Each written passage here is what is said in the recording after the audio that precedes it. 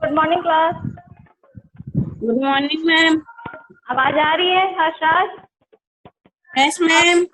हर्ष, रानी, कौन कौन आया? साक्षी रानी, यस मैम। प्रिया भारतीय, प्रिया, निकिता, आवाज आ रही है? बताओ बच्चों। चलो, हम लोग ने क्या फर्स्ट चैप्टर पढ़ा था हम लोग ने, ठीक है? हर्षराज, हर्ष, मैम। हाँ, चैप्टर 1 हम लोग ने पढ़ लिया था और सेकंड चैप्टर आज हम स्टार्ट करते, ठीक है? सेकंड चैप्टर हमारा क्या है? हिंदी लिटरेचर की बुक निकालो। सेकंड चैप्टर है हमारा बाधा पर विजय, ठीक है? सेकंड चैप्टर हम लोग स्टार्ट करते हैं पढ़ना। देखो इसमें क्या बताया गया है कि एक विद्यालय की बात बताई गई कि जिसमें 2 विद्यार्थी हैं और भी बच्चे हैं जिनके बारे में बात यहाँ पे कहा जा रहा है कि कैसे बाधा आई थी, उस पर विजय कैसे प्राप्त किया गया था। तो हम लोग स्टार्ट करते हैं, पढ़ना स्टार्ट करते हैं। आप लोग सुनिए, ठीक है? स्टार्ट करें। राशि रानी, आवाज आ रही है सबको ना मेरी? Yes ma'am. चलो ठीक है, पढ़ते हैं हम। विद्यालय में मध्य अवकाश हो चुका था। कुछ विद्यार्थी अपना अपना खाना लेकर बाहर पेड़ों के नीचे जा बैठे थे और कुछ अपने कक्षा में ही बैठे भोजन कर रहे थे। रोज की तरह कक्षा में शोर ना था। सभी के चेहरों पर एक अजीब सी हैरानी थी। राजन और मनोज की बातचीत साफ सुनाई दे रही थी। क्या हुआ था कि कक्षा में क्लास में कोई भी आवाज नहीं हो रही थी, जिससे राजन और मनोज की बात, जो उन लोग आपस में जो बात कर रहे थे, उनकी बात हमें सुनाई दे रही थी। अब देखो मनोज और राजन के बीच क्या बात होती है। मनोज, अध्यापिका किसी से कह रही थी कि कल से हमारी कक्षा में एक ऐसा लड़का पढ़ने आएगा जो देख नहीं सकता है। मनोज कहता है राजन से कि राजन, यही तो मैं सोच रहा हूँ, वहां देखे बिना कैसे पढ़ेगा। राजन कहता है, लो मध्य अवकाश समाप्त होने की घंटी बज गई, अध्यापिका जी आती ही होंगी। मध्य अवकाश मतलब क्या होता है बताओ? टीचर। हाँ, मध्य अवकाश का क्या मतलब होता है? टीचर। नहीं बेटा, मध्य अवकाश का मतलब ये नहीं होता है। मध्य अवकाश का मतलब होता है जब हम लोग क्लास आते हैं, स्कूल आते हैं ना, हम लोग की टाइमिंग 8 से 1 रहती है, तो जो हम लोग को बीच की जो टाइमिंग मिलती है, लंच होता है ना हम लोग का, होता है कि नहीं होता है? लंच करते हो ना आप लोग भी लंच? तो उसी को लंच जो होता है, बीच में जो हम लोग को एक ब्रेक दिया जाता है, उसे ही हम लोग मध्य अवकाश कहते हैं। समझ में आया? अब किसे कहते हैं मध्य अवकाश? हाँ, लो मध्य अवकाश समाप्त होने की घंटी बज गई, अध्यापिका जी आती ही होंगी, उन्हीं से कुछ पूछेंगे। इतने में अध्यापिका कक्षा में आई और सभी विद्यार्थियों ने खड़े होकर उनका अभिवादन किया। मतलब कि जब टीचर क्लास में आए तो सभी बच्चों ने उन्हें गुड मॉर्निंग किया, अभिवादन किया। राजन और मनोज अपनी उत्सुकता रोक नहीं पाए। मतलब क्या था कि दोनों जो उनके मन में जो सवाल चल रहे थे वो उनको रोक नहीं पा रहे थे, उत्सुकता को रोक नहीं सके और तुरंत उस लड़के के बारे में पूछने लगे। क्या हुआ? जो लड़के के बारे में इन लोग बात कर रहे थे उनके बारे में पूछने लगे। हाँ, अध्यापिका कहती है, हाँ तुम लोगों ने ठीक ही सुना है, सुरेंद्र कल से तुम्हारी कक्षा में आएगा और तुम्हारे साथ पढ़ेगा। तुम सब कितने हैरान होकर मेरी तरफ क्यों देख रहे हो? अध्यापिका कहती है, सुरेंद्र तुम जैसा ही है, केवल वहां देख नहीं सकता। क्या होता है, सुरेंद्र एक लड़का रहता है, लेकिन पर वो क्या होता है, वो देख नहीं सकता। जानते हो, वह पिछले वर्ष अपनी कक्षा में प्रथम रहा है। मनोज, अध्यापिका जी, जब सुरेंद्र को दिखता नहीं है तो वो पढ़ता कैसे है? मनोज के दिमाग में ये क्वेश्चन आता है कि पूछता अपनी अध्यापिका से कि वो जब देख नहीं सकता तो पढ़ता कैसे है। अध्यापिका, सुरेंद्र और उसे उस जैसे दृष्टिहीन बच्चे एक विशेष लिपि द्वारा पढ़ते लिखते हैं। इस लिपि को ब्रेल लिपि कहते हैं। राजन, परंतु अध्यापिका जी, आंखों के बिना ब्रेल लिपि से कैसे पढ़ा जाता है? अध्यापिका, एक विशेष उपकरण से कागज अक्षरों को उभारा जाता है, जिन्हें उंगली से छूकर पढ़ा जाता है। समझ में आया है? यहाँ पे अवकाश का मतलब है जो बीच का समय था,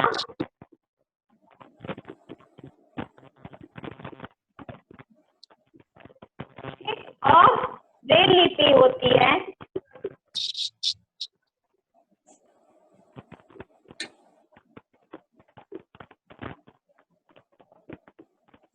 उभरी हुई, मतलब एक अक्षर उभरे हुए होते हैं, इसमें अक्षर उभरी हुई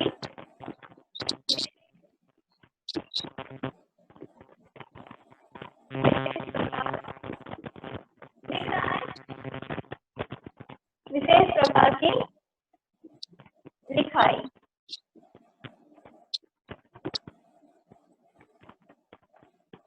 ठीक, तो क्या कहते हैं, क्या पढ़े थे हम लोग?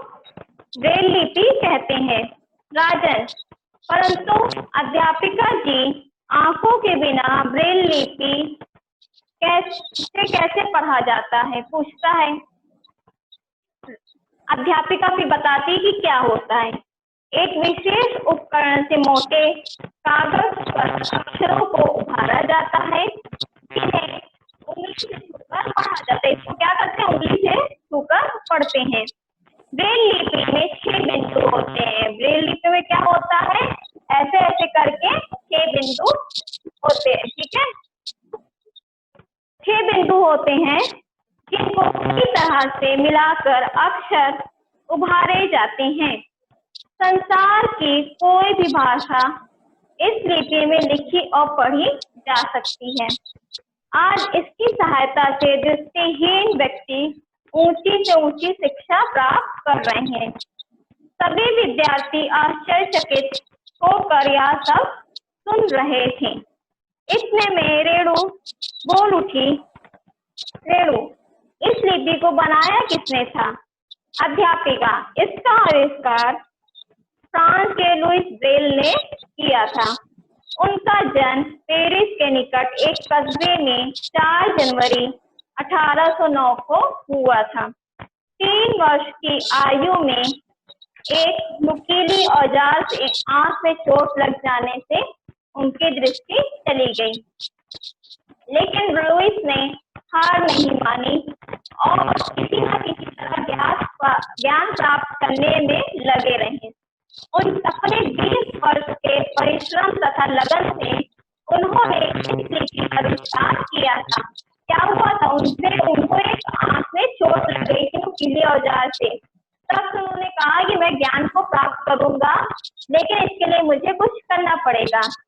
उन्होंने क्या किया था, एक लिपि का आविष्कार किया। उन्हीं के नाम पर इसे ब्रेल लिपि कहा जाता है। इस लिपि का आविष्कार कर लुइस ने दृष्टिहीन व्यक्तियों का बड़ा उपकार किया है। उनके अंधकारमय जीवन में प्रकाश किरणें बिखेर दी हैं। मनोज, अध्यापिका जी, आपको तो शायद ब्रेल लिपि नहीं आती होगी। आप सुरेंद्र को कैसे पढ़ाएंगी? उसके गृह कार्य को किस प्रकार जांच करेंगी? और फिर परीक्षा की उत्तर पुस्तिका कैसे चेक करेंगी? राजन, और फिर वह एक कक्षा से दूसरी कक्षा में कैसे जाएगा। इतने मनोज और राजन इतना सवाल करने लगते हैं अध्यापिका से। अध्यापिका फिर कहती है, उन दोनों को बताती है, सुरेंद्र बहुत परिश्रमी छात्र है। वैसे तो वह अपना गृह कार्य किसी से लिखवा कर भी मुझे दिखा सकता है, पर वह दूसरों पर निर्भर नहीं रहना चाहता है। वह आजकल बड़ी लगन से टाइप सीखने में लगा। वो क्या करता है, बड़ी लगन से टाइप करने में लगा रहता है, ताकि वह हमारी लिपि में गृह कार्य कर सके और परीक्षा दे सके। रही आने जाने की बात, तो एक बार तुम लोगों से कक्षाओं तथा पुस्तकालय आदि के मार्गों से परिचित करवा दो। मतलब कि वो कहते हैं कि जब सुरेंद्र आएगा तो तुम लोग भी उसकी मदद करना कि कक्षा में कैसे, कहाँ पे बुक है, कहाँ पे लाइब्रेरी है, इसका तुम लोग मार्ग दिखाओगे। फिर वो अपनी सफेद छड़ी की मदद से स्वयं ही रास्ता ढूंढ लेगा। सफेद छड़ी दृष्टिहीन व्यक्ति की पहचान है। इस छड़ी को देखकर दूसरे लोग दृष्टिहीन व्यक्ति को रास्ता दे देते हैं। जरूरत पड़ने पर उन्हें गंतव्य तक पहुंचा भी देते हैं। मनोज, क्या सुरेंद्र अपनी जीविका स्वयं कमा सकेगा?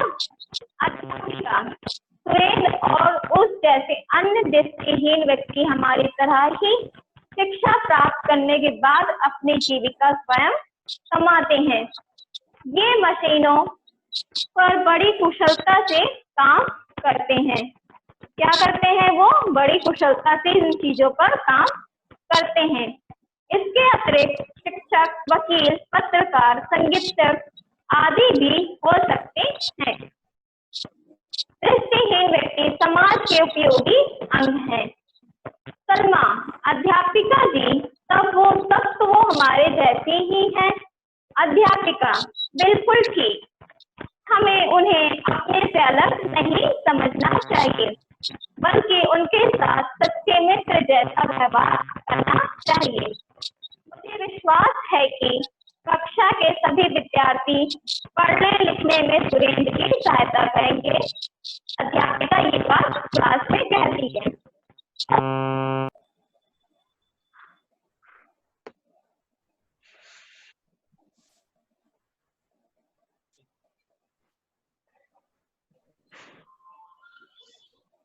मैम आवाज नहीं आ रही। हाँ, आ रही है आवाज? अब आ रही है मैम। आ रही है ना? Yes ma'am. हाँ, तो कहाँ तक पहुंचे थे बताओ। हम लोग के पास बुक ही नहीं है। जब बुक नहीं है तुम लोग के पास अब। चलो ठीक है। Yes ma'am. थोड़ी सी प्रॉब्लम हो गई थी तो इसलिए बीच से। चलो हम यहाँ तक थे ना कि अध्यापिका क्या कहती है। यहाँ तक बात हो गई थी कि राजन से कहती है कि दृष्टिहीन बच्चे कैसे पढ़ते हैं। ठीक, अब अध्यापिका कहती है, नहीं राजन, ऐसा नहीं है, उनके लिए अलग।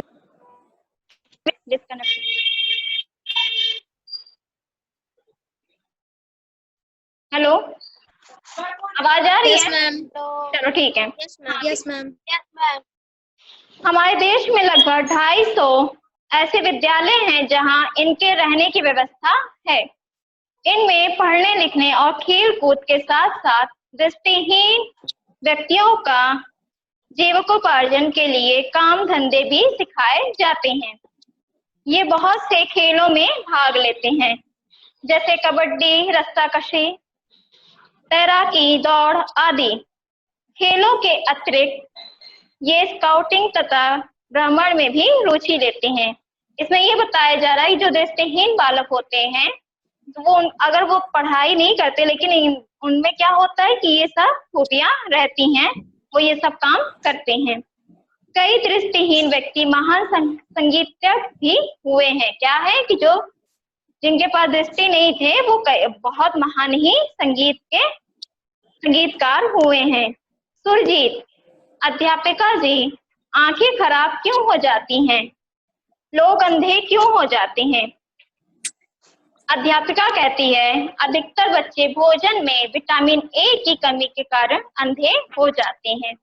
कुछ बच्चे दुर्घटनाओं के कारण और कुछ समय पर चिकित्सा न मिलने के कारण भी दृष्टि से वंचित हो जाते हैं। विटामिन ए की कमी को पूरा करने के लिए हमें अपने भोजन में फल और हरी सब्जियों का पर्याप्त सेवन करना चाहिए।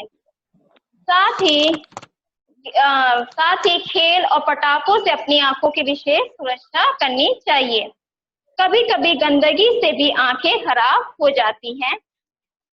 खराब रुमाल या तौलियों का इस्तेमाल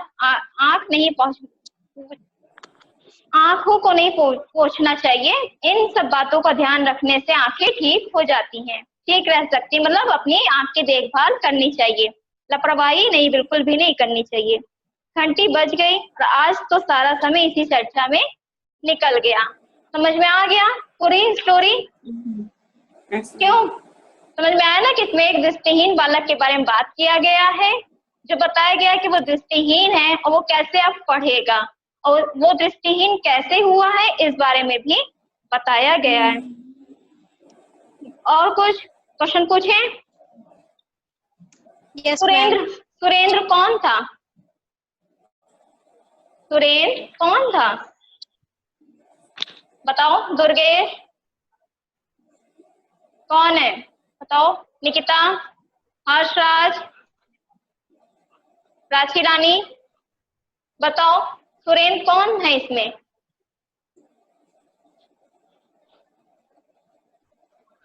बताइए। मैम विद्यार्थी है। हाँ, एक विद्यार्थी है जो दृष्टिहीन है। चलो इसका क्वेश्चन आंसर कर लेना पूरा कंप्लीट, फिर जो ना समझ में आएगा तो पूछ लेना, ठीक है? नेक्स्ट क्लास नेक्स्ट डे पे होगी। चैप्टर 3 आप लोग पढ़ लीजिएगा, फिर हम स्टार्ट करेंगे उसके बाद, ठीक? Yes ma'am. चलो, thank you class. Yes, ma'am. Thank you, ma'am. Thank you ma'am.